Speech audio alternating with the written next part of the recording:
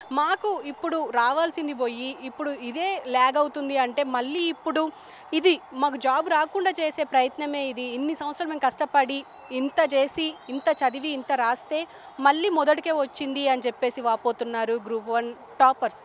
అయితే వాళ్ళతోనే ఇప్పుడు మాట్లాడించే ప్రయత్నం చేద్దాం. ఈరోజు ప్రెస్ క్లబ్లో వాళ్ళ పేరెంట్స్తో పాటు వచ్చి దానికి మాట్లాడడానికి వచ్చారు.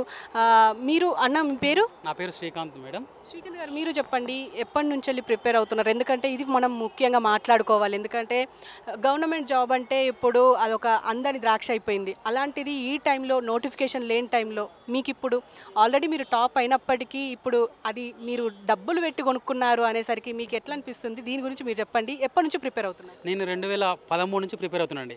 తెలంగాణ ఉద్యమం రావడానికంటే ముందు, తెలంగాణ ఏర్పాటు కావడం కంటే ముందు నుంచే నేను ప్రిపరేషన్లో ఉన్నా. ఇది నేను ఉస్మాన్ యూనివర్సిటీలో పీజీ చేసిన, నిజాం కాలేజీలో చదివిన. ఇక్కడి నుంచే నేను అశోక్ నగర్లో కోచింగ్ వెళ్ళేది. అప్పటి నుంచే నేను ప్రిపరేషన్ స్టార్ట్ చేసినండి. ఒక దశాబ్ద కాలం దాటిపోయి నా ప్రిపరేషన్ అండి. ఈ క్రమంలో ఎన్నో ఒడిదుడుకులు అట్లా అని చెప్పేసి గ్రూప్ 1 అసలు నోటిఫికేషన్స్ లేవు. లేకపోయేసరికి అప్పట్లో మధ్యలో ఉండని చెప్పేసి ఒక పంచాయత్ సెక్రటరీ జాబ్ వచ్చిండే, ఆ తర్వాత రైల్వేస్లో వచ్చిండే, ఫారెస్ట్లో వచ్చిండే. ఇవన్నీ కొంచెం పక్కకు పెట్టి ఆ చిన్న జాబ్ చూసుకుంటూ మళ్ళీ ఎప్పుడైతే గ్రూప్ 1 అన్నారో 2022 నుంచి మళ్ళీ కూర్చొని ఓ దిక్కునంగా మానసిక వేదన. ఎందుకంటే ఈ నోటిఫికేషన్ పడవు, ఒకటి వేస్తలేరు, వేసినా పెడతలేరు, పెట్టినా లీకులు అవుతున్నాయి, లీకులైనా రద్దు అవుతుంది. ప్రతి ఎగ్జామ్ పోవాలంటే కోర్టు దాటి మళ్ళీ కోర్టు నుంచి ఎగ్జామ్ వాళ్ళకి పోవాల్సిన పరిస్థితి ఎదురైంది. ఎన్నో సంవత్సరాల నుంచి కష్టపడితే కానీ ఈరోజు ఈ ర్యాంక్ అనేది రాలేదండి. అంటే మరి ఇంత కష్టపడి ఈ ర్యాంక్ వచ్చింది. ఎంత ర్యాంక్ వచ్చింది మీది? నాకు 181 ర్యాంక్ వచ్చిందండి. 181 ర్యాంక్ అంటే మామూలు ముచ్చట కాదు.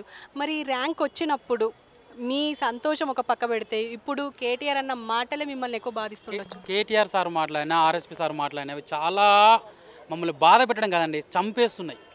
ఎందుకంటే అండి 3 కోట్లు పెట్టి కొనమన్నారండి. అవునా? 3 కోట్లు పెట్టి కొనగలిగే సామర్థ్యము, ఒక్క నిమిషం, ఇవన్నీ అండి. ఒక్కసారి మా అమ్మమ్మ గారు చనిపోయారండి. మా అమ్మ చనిపోయింది, మా నాన్న చనిపోయాడు, మా తాతయ్య చనిపోయాడు. ఇంట్లో నలుగురు చనిపోయారండి. కానీ మా అమ్మమ్మ 2021 చనిపోయింది. మా అమ్మమ్మ అన్నది, ఎప్పటికైనా నువ్వు పెద్ద ఉద్యోగం సాధించాలి కొడుక, ఈ చిన్న చిన్న నౌకర్లు చేస్తే నలుగురు సహాయపడలేవు. నలుగురు చనిపోతే నన్ను ఒక సోలిడర్ తెలంగాణ ఒక ట్రస్ట్ వాళ్ళు చదివించారండి. ఆ ట్రస్ట్ వాళ్ళు చదివిస్తే వాళ్ళు వచ్చి అశోక్ నగర్లో ఫీజు కడితే ఆ ఫీజు పైలతో చదువుకొని ర్యాంక్ కొట్టి నన్ను పట్టుకొని, మా నాలాంటి వాళ్ళు అనేకులు ఇక్కడ, వీళ్ళందరినీ పట్టుకొని 3 కోట్లు పెట్టి కొన్నారనంటే 3,000 రూపాయలు ఫోన్పేలు ఉండవండి. ఈ 3 కోట్లు పెట్టినటువంటి మాట వచ్చి అబద్ధము. నాకు తెలిసి మరి మా అమ్మమ్మ గిట్ట వచ్చి వాళ్ళకు అకౌంట్లో వేసిందో నాకు తెలియదండి. ఎందుకంటే మీరు ఒకవేళ మీకు అనిపిస్తుండొచ్చు కానీ మా ఏడవలేక నవ్వు కూడా చెప్తున్నాం. ఏడవలేక గ్రూప్ 1 కొట్టినా, ర్యాంకర్లమైనా, సమాజానికి ఏదో చేద్దామని అనుకున్నా కానీ ఆర్ఎస్పీ సార్ ఐపీఎస్ ఉన్నప్పుడు ఇట్లాంటి ఐపీఎస్ అయితే ఎంత మంచిగా ఉంటుందని ఇన్స్పిరేషన్ తీసుకుని చదివిన నన్ను, ఆయన ఒక దళితుడు అంత స్థాయికి వెళ్ళి ఉండు, నేను ఒక దళితుని ఆ స్థాయికి ఎదగాలి, రాష్ట్రంలో అనేక మందికి సర్వీస్ చేయాలనే ఉద్దేశంతో ఉన్న నన్ను మాలాంటి వాళ్ళని పట్టుకొని దమ్మున ఒకటేసారి 3 కోట్లు పెట్టి కొన్నారు. ఇక లేదనంటే ఇది ఎంతవరకు సమంజసం? అన్నం తింటున్నాం అనొచ్చునా? మరి నా తరపున 3 కోట్లు ఎవరు వేసిర్రు? అదన్నా చెప్పురి. సమాధి కాంచి వచ్చిన వాళ్ళు మా వాళ్ళు వేసిర్రా, లేకపోతే ఇంకెవరు వేసిర్రు? ఇటువంటి అనడము వాళ్ళకి భావ్యం కాదు. నికార్సుగా రాసినటువంటి మమ్ముల్ని, మా పోస్టింగ్లను అడ్డుకోవద్దు. ఏమంటారు, హైకోర్టులో ఒక తీర్పు వచ్చిందండి, దాని డివిజన్ బెంచ్ పోయే అధికారం మనకు రాజ్యాంగం ఇచ్చింది. సుప్రీంకోర్టు పోవచ్చు, ఎక్కడికైనా పోవచ్చు అండి. మనకు న్యాయం జరగడం కోసం ఎక్కడికైనా పోవచ్చు. పోవద్దు మీరు, వీళ్ళు పోతారు, వీళ్ళ మీద కేసులు ఉంటే వీళ్ళు సుప్రీంకోర్టు పోతారు, హైకోర్టు పోతారు, స్టూడెంట్స్ని పోవద్దు అంటారు. ఇది ఎక్కడ న్యాయం అండి? 10 ఏళ్ళలో వాళ్ళు ఎగ్జామ్ పెట్టలేదండి, పెట్టిరాని మీ అందరూ తెలుసు, మీరు అందరూ చదువుకునే, నాకు తెలిసి మీరు కూడా ఆస్పిరెంట్స్గా ఉండుండొచ్చు గ్రూప్ 1 గ్రూప్ 2 చదవాలని.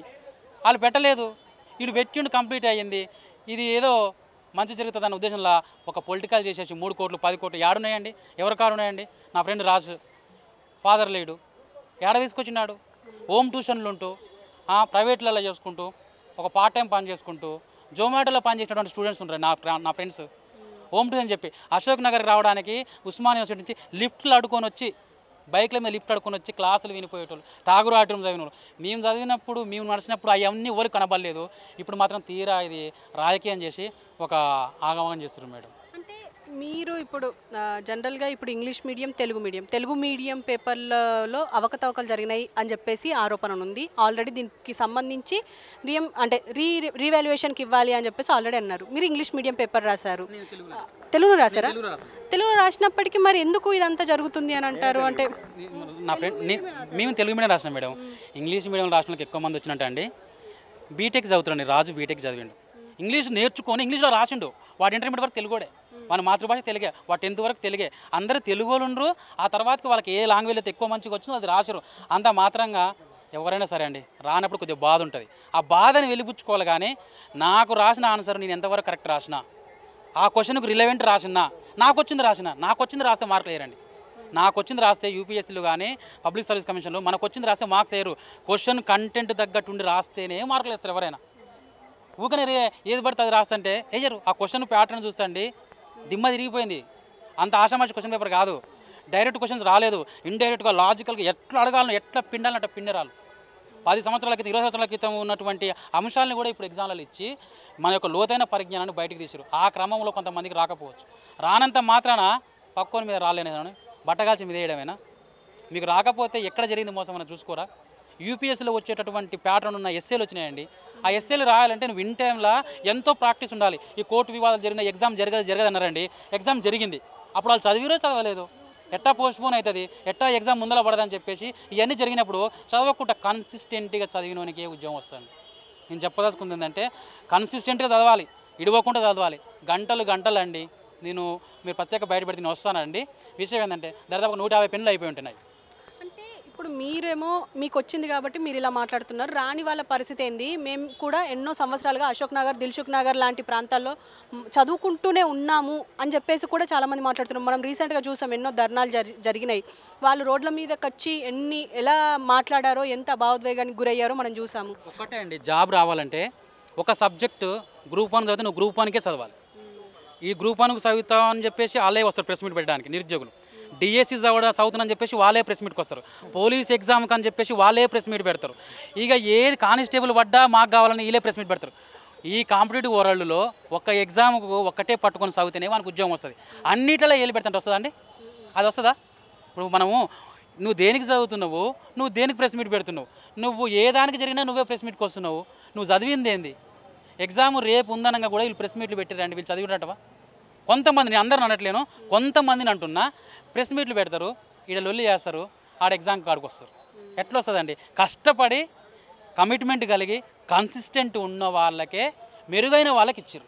ఇందులో ఏ సందేహం లేదు. ఇంకో విషయం ఏంటంటే అంటే మీరు చెప్పండి, మీ ఉద్దేశం ఏంది? ఈ 3 కోట్ల ఈ 2 ఇష్యూస్ రైజ్ చేయాలనుకుంటున్నాను.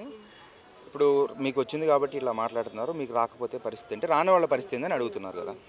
పాయింట్ ఏంటంటే ఉంది 563 ఉద్యోగాలండి.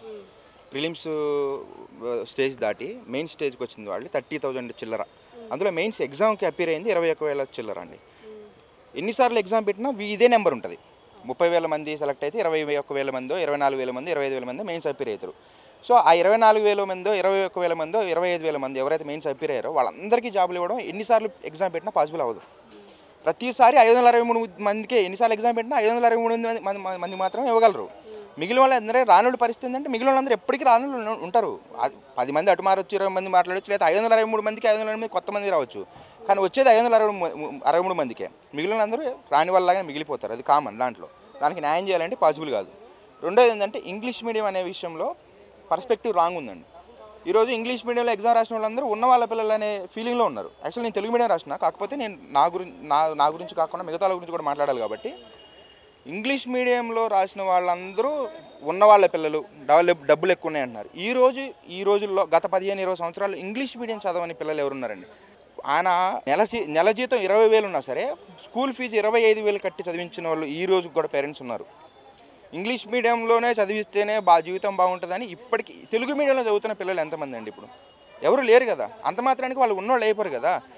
ఒక గుమస్తా కొడుకు, ఒక వాచ్మెన్ కొడుకు, ఒక కూలీ పోయే కొడుకు, ఒక రైతు కొడుకు అందరూ ఈరోజు చదివేది ఇంగ్లీష్ మీడియమే. గత 15-20 సంవత్సరాల్లో కూడా అదే పరిస్థితి. ఇంగ్లీష్ మీడియంలో చదివినంత మాత్రాన ఓన్లీ ఇంగ్లీష్ మీడియం వాళ్ళకి వచ్చింది కాబట్టి వాళ్ళందరికీ ఉన్నోళ్ళకే వచ్చే, లేని వాళ్ళకి రాలేదు అని అనడానికి లేదు కదా. ఇది కామన్ సెన్స్. అందరూ ఎందుకు ఆలోచించట్లేదు అర్థం కావట్లేదు. ఇంగ్లీష్ మీడియం మీ పిల్లలు కూడా ఇంగ్లీష్లోనే చదువుతున్నారు. తెలుగు మీడియంలో ఎంత తక్కువ మంది చదువుతున్నారు మీకు తెలుసు, మాకు తెలుసు, అందరికీ తెలుసు. ఇంగ్లీష్ మీడియంలో చదివినంత మాత్రాన వాళ్ళు ఉన్నోళ్ళు అయిపోరు. అది మాత్రం కామన్ సెన్స్ కొంచెం యూజ్ చేసి దాన్ని ఆలోచించుకోండి. వాళ్ళందరూ ఉన్నోళ్ళకి ఏం రాలేదు, లేని వాళ్ళకి అన్యాయం ఏం జరగలేదు. అందరికీ దిగువ మధ్యతరగతి కుటుంబాలే మావి. మేము మా 3 కోట్లు పెట్టి కొనుక్కునేంత స్తోమతలు మాకు లేవు. అంటే మీకు స్తోమత లేదు, ఇదంతా ఓకే అండి. ఇప్పుడు కేటీఆర్ గారు ఆరోపించారు, దీని మీద ఏమైనా ఫర్దర్గా ఏమైనా కమిటీ వేస్తున్నారా, లేకపోతే ఏమైనా ఎందుకు మీరు ఇంత హైరాణ పడి ఇప్పుడు ప్రెస్ మీట్ పెట్టి మరి మాట్లాడాల్సిన అవసరం ఏమొచ్చింది అని అంటారు? మాకు హైరాణ లేదండి. మేము ఇప్పుడు కూడా మా మీద కూడా ఇంత పెద్ద నిందేసిన తర్వాత ఇప్పుడు కూడా మేము మాట్లాడకపోతే నిజం కాళ్ళకి చెప్పులు వేసుకునే లోపల అబద్ధం ప్రపంచానికి చుట్టొస్తుంది. ఇప్పుడు కూడా మేము కాళ్ళకి పూర్తిగా చెప్పులు వేసుకోలేకపోతే అది అబద్ధం 2 సార్లు చుట్టొస్తుంది కదా. అది అబద్ధం నిజమైపోతుంది కదా. 10 సార్లు కుక్కని చంపాలని ఫిక్స్ అయిన తర్వాత అది పిచ్చుకుక్క అని ముద్రేసి లాస్ట్కి చంపేస్తారు. అది పిచ్చుకుక్క కాకపోయినా ఇప్పుడు మమ్మల్ని ఆ ముద్రేసి ఎన్ని రోజులు భరించి. పాయింట్ ఏంటంటే మీరేం మాట్లాడకూడదు, మీకు వచ్చింది కదా వాళ్ళ బాధ వినాలి అనడానికి లేదు. మా బాధ కూడా వినాలి కదా, మేము కూడా మాట్లాడాలి. లేకపోతే అబద్ధం నిజమైపోతుంది. అది మాత్రం మీ రాజకీయ ఆరోపణలో వాళ్ళనో వీళ్ళనో అనడానికి వీళ్ళన్నారని కదా. ఓవరాల్గా ఈ సిస్టంలో ఉన్న ప్రాబ్లం గురించి మాట్లాడుతున్నాం అంతే. అంటే మీ భయం ఏంది ఇప్పుడు? మాకు భయం ఏం లేదండి. మాకున్న ఒకటే ఒక భయం, 2011 లాస్ట్ నోటిఫికేషన్, 2025 ఇది ఒకటే నోటిఫికేషన్ వచ్చింది తెలంగాణ వచ్చిన తర్వాత, ఇప్పటికీ కంప్లీట్ కాలేదు. ఇంకో 10 ఏళ్ళని ఇలా సాగదీస్తారని మా బాధే తప్పితే మాకు రాదేమో, మాకేం ఇబ్బంది అయిద్దామో, మేము మళ్ళీ చేయలేము అని కాదండి. చేయగలం, సత్యం ఉంది. అణిగిపోయి ఉన్నాం, అన్నీ చూసే ఉన్నాం. ఇంకా చూడాల్సినవి చాలా ఉన్నాయి. మాకేం ఇబ్బంది లేదు. కానీ ఎవ్రీడే మేము ఫేస్ చేస్తున్న మెంటల్ స్ట్రగుల్ ఉంది చూసారా, అది ఎన్ని రోజులు ఫేస్ చేయాలి? మేము ఫాస్ట్ చేయండి అని అడుగుతున్నాం అంతే. ఏ ప్రాసెస్ అయినా ఫాస్ట్ చేయమని అడుగుతున్నాం. కానీ మాకు ఈ రోజుకి మా నోట్లో తీసుకొచ్చి కలిపి అన్నం ముద్ద పెట్టమని అడగట్లేదు. మేము కష్టపడి ఇన్ని సంవత్సరాలు వెయిట్ చేసి ఒకసారి కాదు 3 సార్లు ప్రిలిమ్స్ రాసాం. మేము 3 సార్లు ప్రిలిమ్స్ రాసాం. రేపు వారం రోజుల్లో మెయిన్స్ ఉందనగా క్యాన్సిల్ అయిపోద్ది అడౌట్ చేసినా మేము రూమ్లలో కూర్చొని ప్రిపేర్ అవుతూనే ఉన్నాం. ఎగ్జామ్ రాసాం. 27వ తారీఖు అక్టోబర్ 27వ తారీఖు ఎగ్జామ్ అయిపోతే మళ్ళీ అక్టోబర్ 27వ తారీఖు అంటే 1.5 మంత్లో సో 1 ఇయర్ అవుతుంది. 1 ఇయర్కి ఇంకా ఏ ప్రోగ్రెస్ లేకపోతే ఇంకెన్ని సంవత్సరాలు వెయిట్ చేయాలి? ఆల్రెడీ ర్యాంక్స్ వచ్చిన వాళ్ళు ఇప్పుడు 100 మంది ఉన్నారు ఇక్కడ. ఇప్పుడు మీ అంటే ముందుకు వెళ్తుందా లేదా మీ ప్రాసెస్, అంటే మీ అప్లికేషన్ ప్రాసెస్ ముందుకు వెళ్తుందా లేదా? మీకు కాల్ లెటర్స్ వచ్చే అవకాశం ఏమైనా ఉందా లేదా? మేము ఏదైతే సింగిల్ జడ్జ్ బెంచ్లో ఏదైతే తీర్పు వచ్చిందో దాన్ని మేము డివిజనల్ బెంచ్లో అప్పీల్ చేస్తామండి. మాకు అక్కడ న్యాయం జరిగిద్ది అనుకుంటున్నాం. పోయినసారి మేము సరిగా వాదనలు వినిపించలేదేమో, ఈసారి మా వాదనలు బలంగా వినిపించాలనుకుంటున్నాం. మా సైడ్ ఆఫ్ ద స్టోరీ కూడా వినిపించాలనుకుంటున్నాం. మేము డివిజనల్ బెంచ్లో వినిపిస్తామనుకుంటున్నాం. అక్కడ న్యాయం జరిగిద్ది అనుకుంటున్నాం అంతే. ఈ రీవాల్యుయేషన్ మీకు అవసరం లేదు అని అంటారా? రీవాల్యుయేషన్ అవసరం లేదు అనేది డివిజనల్ బెంచ్లో లేకపోతే సుప్రీంకోర్టులో తెలుసుకుంటాం. ఫైనల్గా మీ డిమాండ్స్ ఏంటి? రాజకీయ ఆరోపణలు చేసే ముందు కొన్ని విషయాల్ని పక్కన పెట్టాలండి. కొన్ని సబ్జెక్ట్స్ని రాజకీయాలకి లాగకూడదు. అందులో మెయిన్ ఇదొకటి, నిరుద్యోగుల సమస్యని. అందులో మెయిన్గా ఎగ్జామ్ జరిగి అంతా కంప్లీట్ అయిపోయిన తర్వాత ర్యాంకర్స్ని రాజకీయాల్లోకి రాకూడదు. సో ఈ గ్రూప్ 1 ర్యాంకర్స్కి సంబంధించి పేరెంట్ ఒకరు ఉన్నారు. అమ్మ మీ పేరు? నా పేరు విజయలక్ష్మి అండి. నేను నల్గొండ నుంచి వచ్చాను. మా బాబుకు 11th ర్యాంక్ వచ్చింది. డిప్యూటీ కలెక్టర్గా సెలెక్ట్ అయిన ఎంతో సంతోషపడ్డాం. కానీ 6 నెలల కింద రిజల్ట్ వచ్చినప్పుడు అందరు ఫోన్ చేసి ఎట్లా సాధించిండు, ఎలా ప్రిపేర్ కావాలని, మా కుటుంబంలో చాలామంది రిలేటివ్స్ ఉన్నారు, అందరికీ స్ఫూర్తినిచ్చిండు నా కొడుకు. ఎంతోమందికి ఇట్లా చదవాలి అట్లా చదవాలని ఇంటర్వ్యూస్ కూడా ఇచ్చిండు యూట్యూబ్లో. అలాంటి సిచ్యువేషన్ నుంచి ఈరోజు మమ్మల్ని ఈ దౌర్భాగ్య స్థితికి తీసుకొచ్చిర్రు. మేము అపాయింట్మెంట్ తీసుకోవడానికి అందరం కలుసుకుంటాం అనుకున్నాం, కానీ ఇలాంటి ప్రదేశంలో కలుసుకుంటామని మేము అనుకోలేదండి. ఎట్లయినా పైన దేవుడు ఉన్నాడండి. కంపల్సరీ డివిజన్ బెంచ్లో మా పిల్లలకు అపాయింట్మెంట్ వస్తుందన్న నమ్మకం మాకుంది. అంతే, థ్యాంక్ యూ.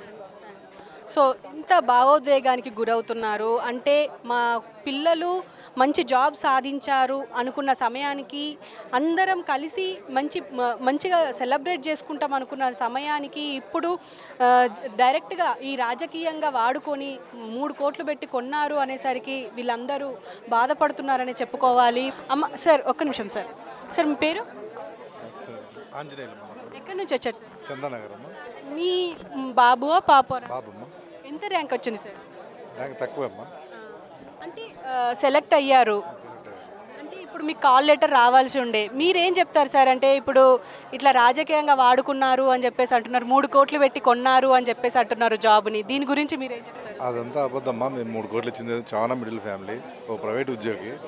మాకు వచ్చే నెల జీతాలకే మేము ఇంటర్నెట్లో అద్దెలు అవి కట్టుకోవడానికి సరిపోతుంది. 3 కోట్లు ఇవ్వడానికి మా దగ్గర ఉండవు, 3 లక్షలు ఉండవు. అదే మా ట్యాంక్ తల్లి.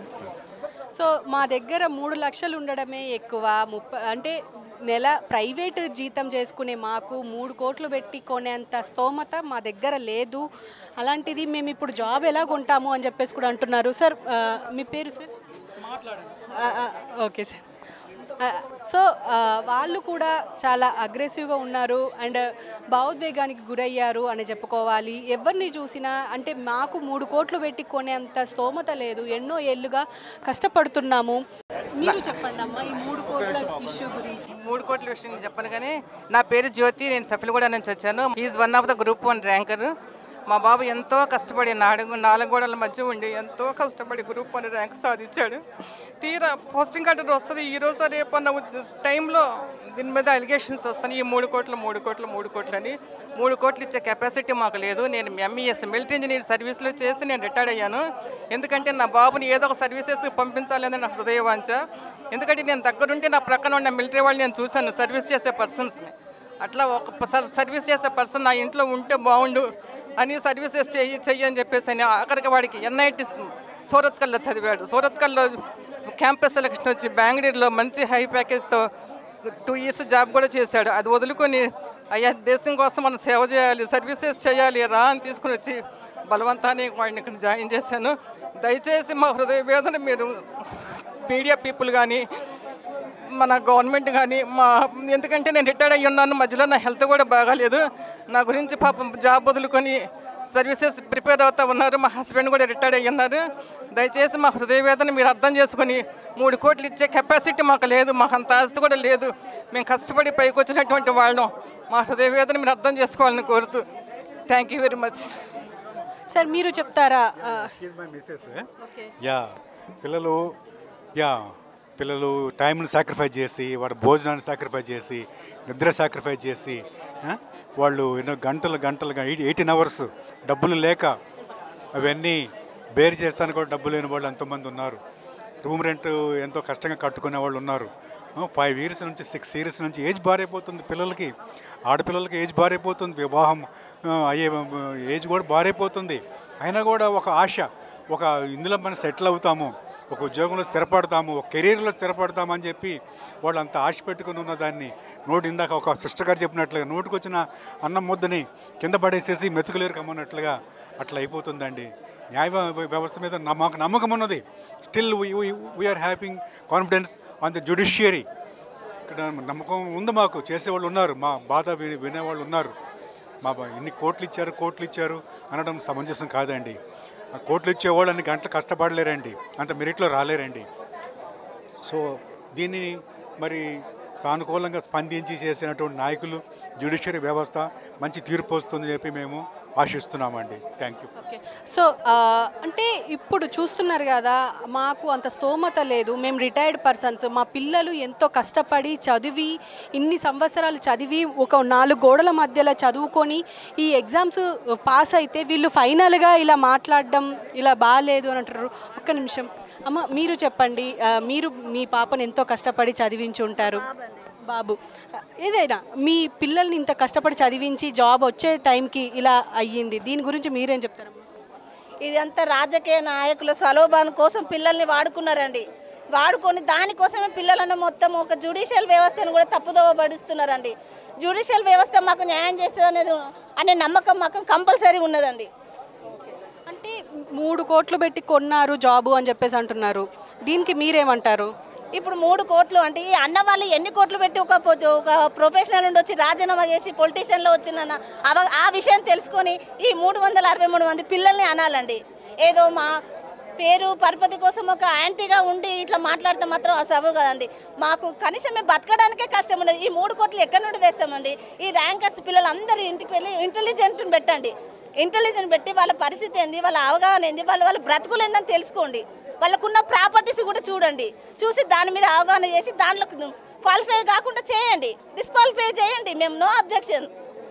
అంటే చూస్తున్నారు కదా, అంటే వాళ్ళ అసలు వాళ్ళు ఎలా ఉన్నారు, వాళ్ళ జీవనాధారం ఏంది, వాళ్ళు ఎలా ఉంటున్నారు, అవన్నీ ఒకసారి ఇంటెలిజెన్స్ ద్వారా అయినా కనుక్కొని చెయ్యండి. కానీ ఇలా నేగ్గా మాట్లాడడం వల్ల వాళ్ళ కుటుంబాలు పాడైపోతాయి, వాళ్ళ జీవితాలు పాడైపోతాయి అని చెప్పేసి మాట్లాడుతున్నారు.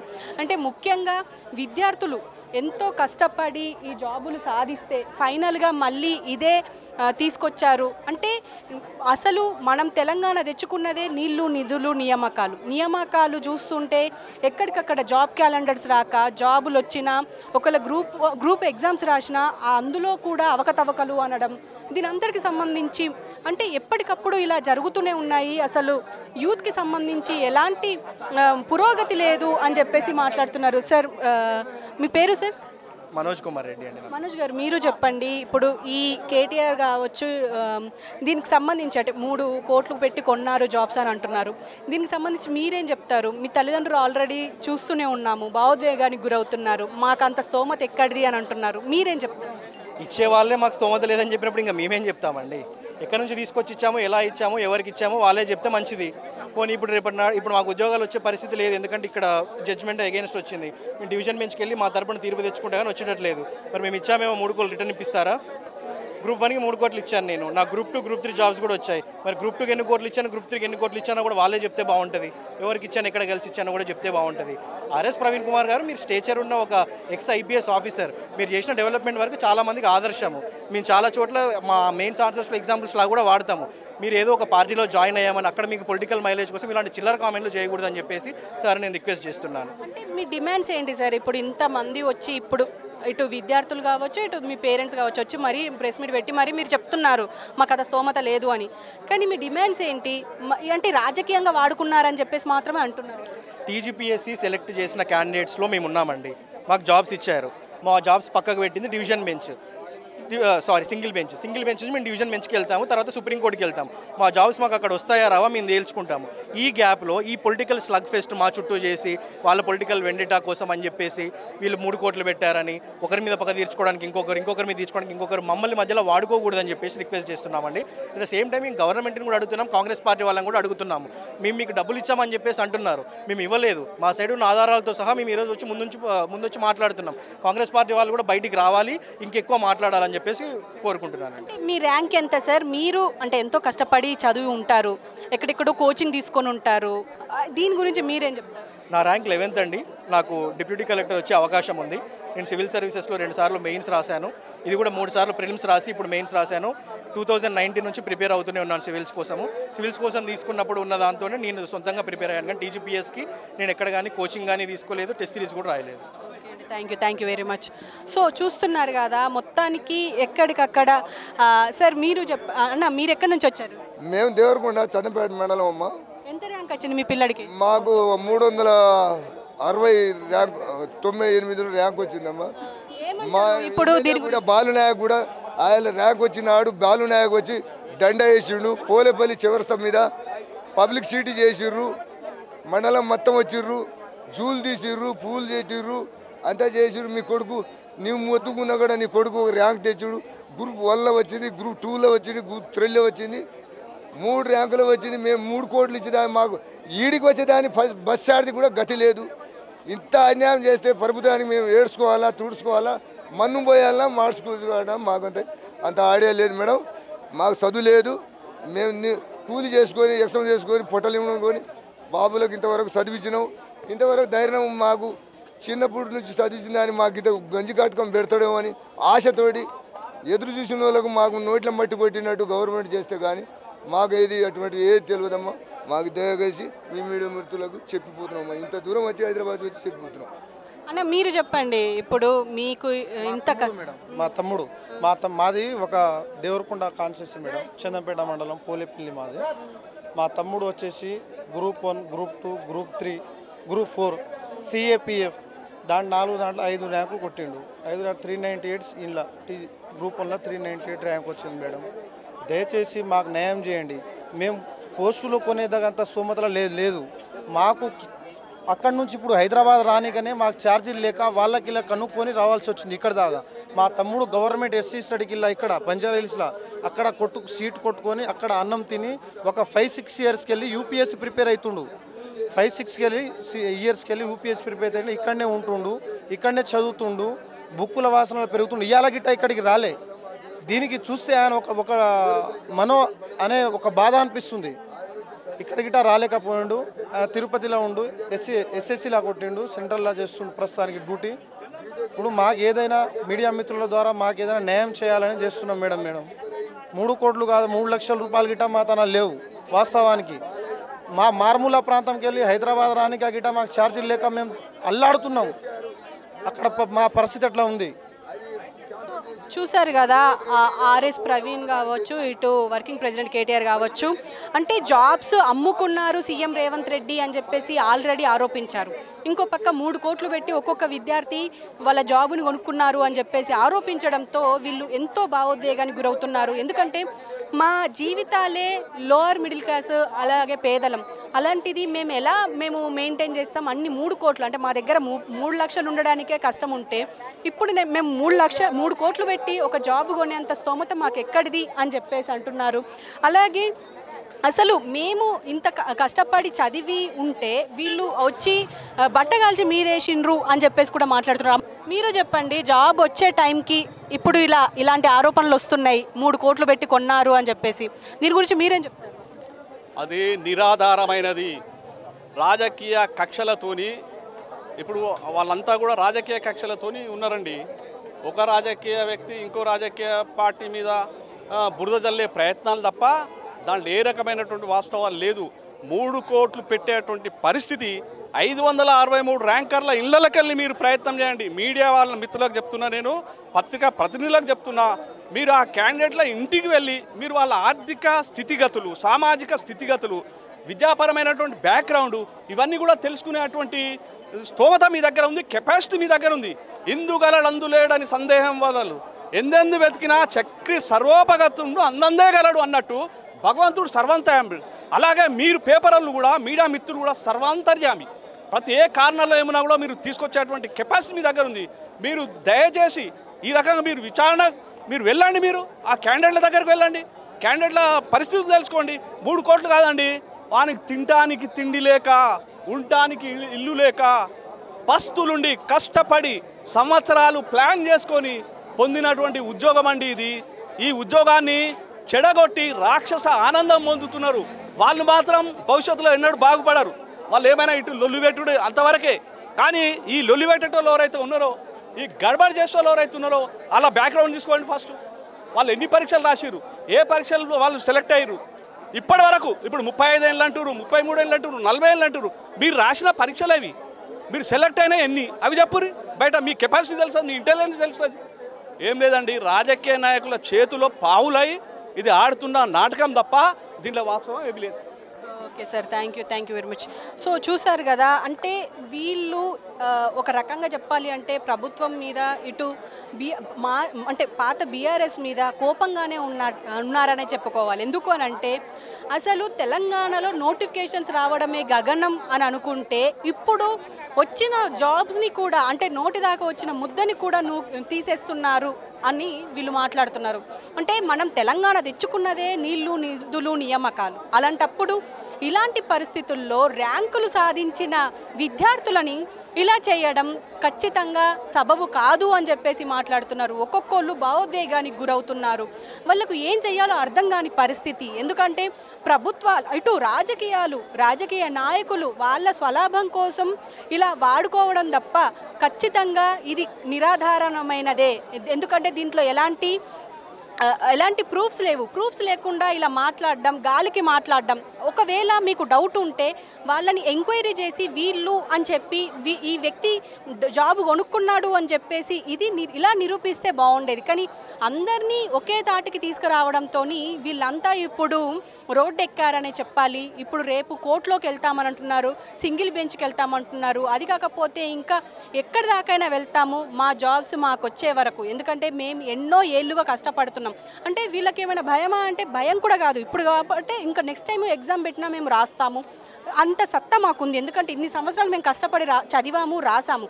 ఇలా మళ్ళీ రాయడానికి మేము సిద్ధంగా ఉన్నాము. కానీ ఇలా అసత్య ఆరోపణలు చేస్తే మాత్రం మాకు అంత మంచిది కాదు అని చెప్పేసి మాట్లాడుతున్నారు.